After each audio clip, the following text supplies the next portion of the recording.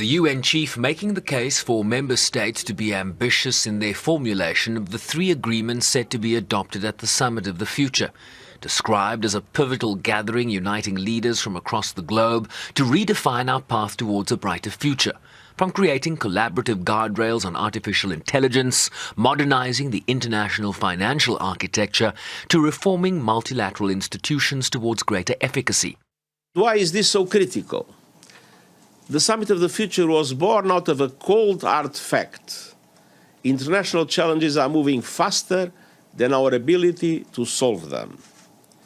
We see out-of-control geopolitical divisions and runaway conflicts, not least in Ukraine, Gaza, Sudan, and beyond. Runaway climate change, runaway inequalities and debt, runaway development of new technologies like artificial intelligence, without guidance or guardrails. And our institutions simply can't keep up. Guterres argued that 21st century challenges required global problem-solving mechanisms that were more effective, networked and inclusive. Serious power imbalances in global institutions must be adjusted and updated. And that our institutions must draw on the expertise and representation of all of humanity. Change will not happen overnight, but it can start today. And when we look at the work that was already done in preparation for the Summit of the Future, we see potential breakthroughs on a number of important fronts. The strongest language on Security Council reform in a generation, and the most concrete steps towards Council enlargements since 1963. The first step of governance measures for new technologies, including artificial intelligence in all their applications, with the UN at its center.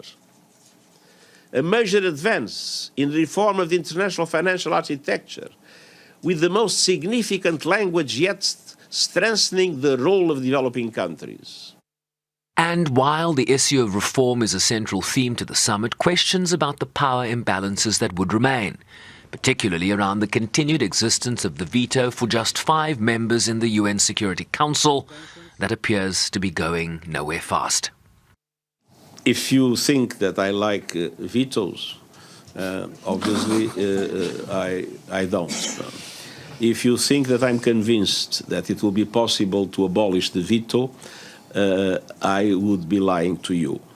I think that it is easier to have an agreement on the expansion of the Council, on the new permanent members, and on a number of, I would say, improvements in the transparency and procedure of the Council, and in the increased role of the General Assembly. I think all those things are possible, and I'm hoping for progress in all of them. I am skeptical about the possibility to have an abolition of the veto. That doesn't mean, as I said, that I like it. You say the Summit of the Future is an essential step. Pressed by SABC News on the voluntary nature of agreements reached at the summit and whether, like previous political declarations adopted at similar events, including the Nelson Mandela Peace Summit in 2019, at which heads of state and government agreed on language towards a more peaceful, inclusive world, only for it to languish on the ash heap of history, this was the SG's response. All the declarations you mentioned are about the what is needed. The Summit of the Future is about the how. The summit kicks off on Sunday with President Cyril Ramaphosa scheduled to speak in the first session ahead of his delivery of South Africa's country statement to the General Assembly on Tuesday. Sherwin Bryceby's SABC News, New York.